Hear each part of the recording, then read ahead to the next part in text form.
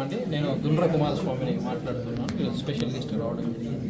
ముఖ్యంగా ఈరోజు ప్రపంచంలోనే సంచలనాత్మకంగా మారింది అంటే ఏదైనా ఉందా అంటే అది ఆర్టిఫిషియల్ ఇంటెలిజెన్స్.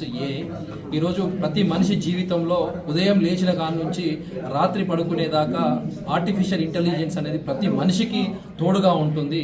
ఈరోజు సమాజంలో మార్పు తీసుకురావాలి, పెను సంచలనాలు తీసుకురావాలంటే కూడా ఆర్టిఫిషియల్ ఇంటెలిజెన్స్ అని సాంకేతిక విప్లవాత్మకంగా సాంకేతికలో ఒక రివల్యూషనరీయే ఈరోజు ఆర్టిఫిషియల్ ఇంటెలిజెన్స్. అలాంటిది ఈరోజు హైటెక్ సిటీ కూతవేటు దూరంలో జెనిసిస్ ఇన్ఫోఎక్స్ అనే ఒక సాఫ్ట్వేర్ కంపెనీ ఈరోజు ఆర్టిఫిషియల్ ఇంటెలిజెన్స్ మీద కావచ్చు, సెమీ కండక్టర్స్ కావచ్చు, బ్లాక్ చైన్స్ కావచ్చు, విద్యారంగం నుంచి వైద్య రంగం, అలాగే వ్యవసాయ రంగంలో ప్రతి రంగంలో ఆర్టిఫిషియల్ ఇంటెలిజెన్స్ ను అత్యద్భుతంగా అందరికీ సాంకేతికతలో అద్భుతాలు క్రియేట్ చేస్తున్నది జెనిసిస్ ఇన్ఫోఎక్స్.